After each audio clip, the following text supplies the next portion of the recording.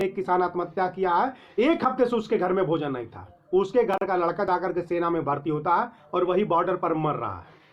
और तुम बेहुदा लोग उसको, चाइना को 1126 करोड़ रुपए का ठेका दे रहे हो। ये चीज समझ से परे है और इसका हिसाब लिया जाएगा। अंधभक्तों, मोदी जी बहुत अय्यासी से जी रहे हैं, बहुत बढ़िया से खा रहे हैं। ये जितने बड़े नेता हैं बहुत अय्यासी से जी रहे हैं, बातें करते थे। आज हमारे 20 जवान मारे गए हैं। वो 20 जवान कहाँ के हैं? वो अजीत डोभाल का लड़का है? नहीं, अजीत डोभाल का लड़का पाकिस्तान में फाइनेंस कंपनी चला रहा है, हेरा फेरी कर रहा है, काले धन को व्हाइट कर रहा है। अमित शाह का लड़का है, अमित शाह का लड़का बीसीसीआई का अध्यक्ष बन के बैठा है। 6 महीने में अपना धन जो है वो 18,000 गुना बढ़ा लेता है। अमित शाह का लड़का नहीं है। मोदी जी का लड़का है? नहीं, मोदी तो किसी के नहीं है।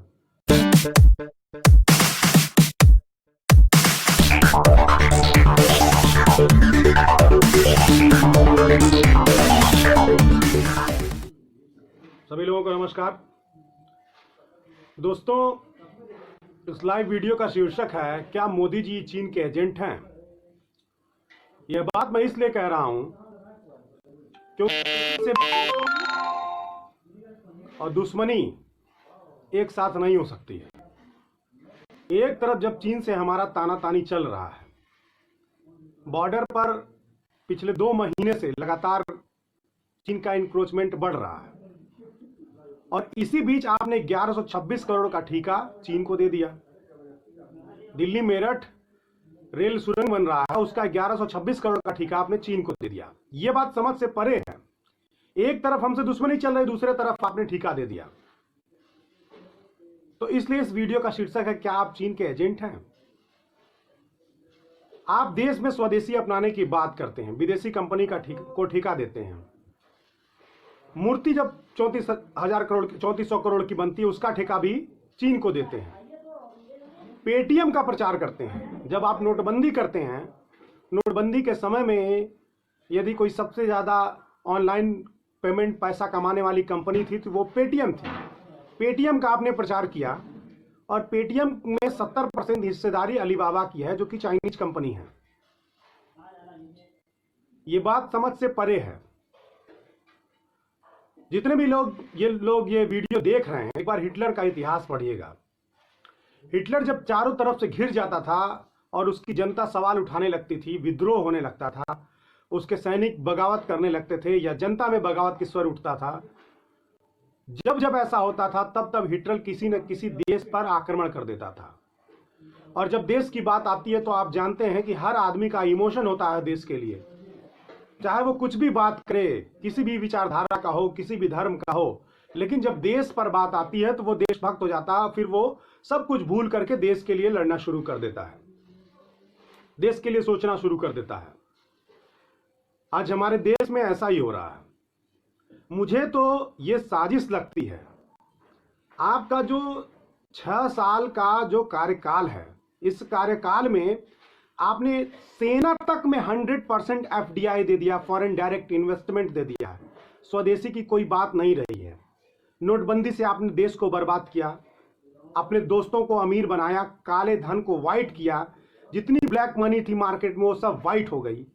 जितने छोटे मोटे उद्योग धंधे से बर्बाद हो गए, अमीर और अमीर हो गया, गरीब और गरीब हो गया। उसके बाद जीएसटी आप ले आते हैं, और उसके बाद कोरोना महामारी आ जाती है। कोरोना महामारी को आप ले करके आते हैं, समय से लॉकडाउन नहीं करते हैं।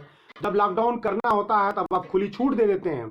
जब लॉकडाउन फॉलो करके जनता 2 महीना काट लेती है घरों में, तब आप शराब की दुकानें खोल करके फिजिकल डिस्टेंसिंग को खत्म कर देते हैं, के मामले को खत्म कर देते हैं। कोरोना महामारी ला करके देश पर थोप देते हैं कि जनता सवाल न कर पाए। और मुझे तो ये लगता है कि मोदी जी साजिशन आप ऐसा काम कर रहे हैं कि देश की जनता देश के बॉर्डर में उलझ जाए। आप नेपाल से बात नहीं कर पा रहे हैं। नेपाल हमारे सीमा पर इंक्रोचमेंट कर रहा है। आधे नेपाली भारत में रहते हैं। रोटी बेटी का रिश्ता है, आत्मीयता का संबंध है, उससे संबंध खराब हो जा रहा है। कौन सी विदेश नीति है आपकी? जी नहीं। आप देश की जनता को सैनिकों का शहादत करा करके उनको युद्ध में उलझाना चाहते हैं। चीन से आप बात नहीं कर पा रहे हैं। अगर चीन से आप बातचीत नहीं कर पा रहे हैं तो उसको 1126 करोड़ का ठेका इस दौरान क्यों दे दिया आपने? इससे तो यही प्रतीत होता है कि आप चीन के साथ मिल करके जानबूझ करके इस तरह का युद्ध की स्थिति देश में लाना चाहते हैं कि देश की जनता आपसे सवाल पूछना बंद कर दें। इससे तो ऐसा लगता है कि आप हिटलर के तर्ज पर चल रहे हैं। कोरोना महामारी को जनता समझ चुकी थी कि देश में कोरोना लाया गया है, तो यह नया नाटक शुरू हो गया। आज हमारे 20 जवान शहीद हो गए, अब इनकी शहादत पर आप रोएंगे? ये जो मीडिया है, दलाल मीडिया, ये जी न्यूज से लेकर के आज तक से लेके और ये दैनिक जागरण, दैनिक भास्कर, ये जितने भी दलाल मीडिया के लोग हैं अभी तक लिख रहे थे कि चाइना पीछे चला गया, अपना कदम पीछे हटा लिया है। मोदी जी के नेतृत्व में चाइना ने अपने कदम पीछे हटा। अरे 4 कदम आगे बढ़ करके 2 कदम पीछे हटा लिया, उसको कदम पीछे हटाना कहते हैं। कोई हमारी जमीन को 60 किलोमीटर तक कब्जा करके और 10 किलोमीटर पीछे हट गया तो उसको कदम पीछे करना कहते हैं। अभी कदम उसने पीछे कर लिया तो ये हमारे 20 जवान कैसे मारेंगे, उसका भी आंकड़ा आप देश के सामने नहीं आने देंगे। अजीत डोभाल को आप हीरो बना रखे हैं। जो लोग अभी अजीत डोभाल को नहीं जान लीजिए कि वो राष्ट्रीय सुरक्षा सलाहकार है, मुख्य राष्ट्रीय सुरक्षा सलाहकार है। और ये बंदा दिल्ली में जब दंगा होता है तो स्टूडेंटों पर एनएसए लगवाता है, यूएपीए लगवाता है। इस बंदे के जो राष्ट्रीय सुरक्षा सलाहकार के नाम पर देश के तीनों सेनाओं पर कब्जा किया हुआ है, इसके लड़के काले धन को वाइट करने का काम करते हैं। इसके लौंडे पाकिस्तान में फाइनेंस कंपनी चला रहे हैं। ये मीडिया नहीं दिखाएगी, उस मीडिया में दम नहीं है कि इस बात को दिखाए। जो हमारा राष्ट्रीय सुरक्षा सलाहकार है उसके लड़के पाकिस्तान में फाइनेंस कंपनी चला रहे हैं, बिजनेस कर रहे हैं। और ये तब भी था जब पुलवामा में हमारे लोग मारे गए थे। ये कैसा राष्ट्रीय सुरक्षा सलाहकार है भाई? देश के लोगों के ऊपर यूएपीए लगाता है, छात्रों पर यूएपीए लगाता है, उन पर मुकदमे लदवा करके उनको जेल भेजता है, और विदेश से कैसी नीति बना रहा है कि हमारे जवान मारे जा रहे हैं। कौन सी रणनीति बना रहे हो तुम लोग? सबसे ज्यादा हमारे देश में जितने भी प्रधानमंत्री हुए हैं उनमें सबसे ज्यादा चीन की यात्रा नरेंद्र मोदी जी किए हैं। उसके बाद भी ये स्थिति है। क्या कर रहे हो भाई? आपकी करतूतों से यही लगता है कि आप चाइना के एजेंट हो। आपने चाइना को बोल रखा कि हमारे ऊपर हमला करो, फिर हम देशवासियों को इसी लड़ाई में फंसा दें। मैं अपने देश के लोगों से अपील करना चाहता हूं कि आप सरकार से सवाल पूछिए। और किसी शायर ने कहा है कि कुर्सी है छोड़ क्यों नहीं देते, तुम्हारा जनाजा थोड़े ही है। तो नरेंद्र मोदी जी जब देश नहीं पाए, भ्रष्टाचार से नहीं लड़ पाए, काले धन से नहीं लड़ पाए, बेरोजगारी से नहीं लड़ पाए, सीमाओं पर हमारे जवान मारे जा रहे हैं, तुमने एक के बदले 10 सर लाने की बात की थी। जब तुम हर मोर्चे पर विफल हो, तुमने मीडिया खरीद रखा, तुमने जजों को खरीद रखा, जो जज उसको मरवा दे रहे हो, जो मीडिया तुम्हारे खिलाफ बोल रहे हो उसके खिलाफ मुकदमे करवा दे रहे हो, उसके बाद भी तुम देश नहीं चला पा रहे हो। देश में जातिवादी आतंकवाद तेजी से बढ़ रहा है, भूखमरी बढ़ रही है, बेरोजगारी बढ़ रही है, कोरोना संकट तुमसे नहीं चला, तो कुर्सी क्यों नहीं छोड़ देते तुम? मैं अपने देश के लोगों से अपील करना चाहता हूं कि वो इस सवाल को पूछें कि ऐसा क्यों हो रहा है? दोस्ती और दुश्मनी एक साथ कैसे चल सकती है भाई? ये कैसे हो सकता है कि आप हमारा घर कब्जा करें और हम आपको अपने घर में कोई दीवार या कोई अलमारी बनाने का ठेका दे दें? 1126 करोड़ का, अभी 3400 करोड़ का पटेल की मूर्ति इन लोगों ने बनवाया है।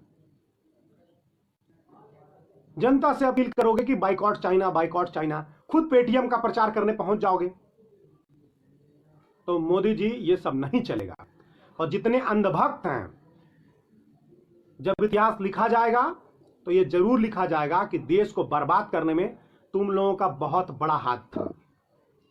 भविष्य में आने वाली जनरेशन तुम लोगों को माफ नहीं करेगी। ये जो गोदी मीडिया है, तुम्हारे तो वो दुर्दिन आने वाले हैं कि तुम लोग भूखे मरोगे।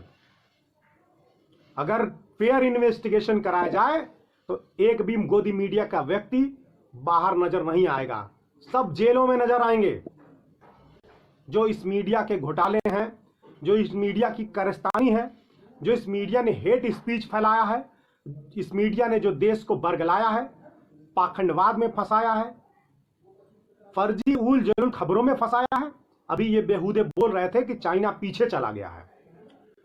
चाइना ने कदम पीछे कर लिए हैं। मोदी जी के नेतृत्व में डंका बज रहा है, मोदी जी का डंका पूरे दुनिया में बज रहा है। क्या उल जलूल बातें करते थे। आज हमारे 20 जवान मारे गए हैं। वो 20 जवान कहाँ के हैं? वो अजीत डोवाल का लड़का है? नहीं, अजीत डोवाल का लड़का पाकिस्तान में फाइनेंस कंपनी चला रहा है, हेरा फेरी कर रहा है, काले धन को व्हाइट कर रहा है। अमित शाह का लड़का है, अमित शाह का लड़का बीसीसीआई का अध्यक्ष बन के बैठा है। 6 महीने में अपना धन जो है वो 18,000 गुना बढ़ा लेता है। अमित शाह का लड़का नहीं है। मोदी जी का लड़का है? नहीं, मोदी तो किसी के नहीं है। पता नहीं मोदी जी की कौन सी सीडी आरएसएस के पास है कि मोदी जी ऐसे ही करते रहते हैं। वो किसके बच्चे हैं? जो 20 लोग शहीद हुए किसके बच्चे हैं? ये उन्हीं परिवारों के बच्चे हैं जो मुंबई से बिहार तक, मुंबई से गोरखपुर तक पैदल चल करके आए, जिनके पैरों में छाले पड़ गए थे और खून से पैर सड़ गया था। ये उन्हीं परिवार के बच्चे हैं जो किसान आत्महत्या कर रहा है। अभी कल एक किसान आत्महत्या किया है, 1 हफ्ते से उसके घर में भोजन नहीं था। उसके घर का लड़का जाकर के सेना में भर्ती होता है और वही बॉर्डर पर मर रहा है। अब तुम बेहुदा लोग उसको, चाइना को 1126 करोड़ रुपए का ठेका दे रहे हो। ये चीज समझ से परे है और इसका हिसाब लिया जाएगा।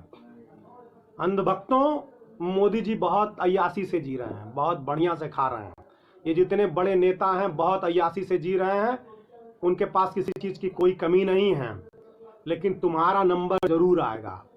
तुम भी इस भूखमरी के चपेटे में आओगे और जब ये भूखमरी का दायरा बढ़ेगा तो ऊंची ऊंची बिल्डिंगों में और शीशे की घरों में रहने वाले लोग सुरक्षित नहीं रह जाएंगे। इस बात को याद रखना। बहुत दुख की बात है कि देश में ये हालात हैं, बद से बदतर हालात हैं और हमारे बॉर्डर पर सैनिक मर रहे हैं। इसकी सारी जिम्मेदारी हमारे देश के प्रधानमंत्री नरेंद्र मोदी को है, आरएसएस को है, बीजेपी को है, राष्ट्रीय सुरक्षा सलाहकार अजीत डोवाल की है। इन लोगों ने देश के लोगों, देश में उठती आवाजों को, देश की न्यायपालिका की आवाज को, देश में लोकतंत्र की आवाज को दबाने में जो ताकत खर्च किया है, जो समय खर्च किया है, अगर सीमा की रक्षा में, देश की रक्षा में वो समय और ताकत खर्चा किए होते तो चीन की औकात नहीं थी कि इस तरह से हमारे 20 सैनिक मारे जाते। नेपाल से हमारे रिश्ते खराब नहीं होते। आपने मेरी बातों को इतने देर तक सुना। रात हो गई है, लेकिन उम्मीद है, मैं जानता हूं जिन भी लोगों को अपने देश की मिट्टी से प्यार होगा, अपने देश के सैनिकों से प्यार होगा, वो आज रात में सोएंगे नहीं और इस सवाल को जरूर करेंगे। इसी के साथ मैं अपनी बात को समाप्त करता हूं। आप सभी लोगों को धन्यवाद। मैं धीरेन्द्र प्रताप, गोरखपुर से, अध्यक्ष पूर्वांचल सेना। मेरा मोबाइल नंबर है 8960043920। अगर कुछ बुरा लगता है, जो अंधभक्त हमसे बहस करना चाहते हैं वो बहस कर सकते हैं। सभी लोगों को धन्यवाद।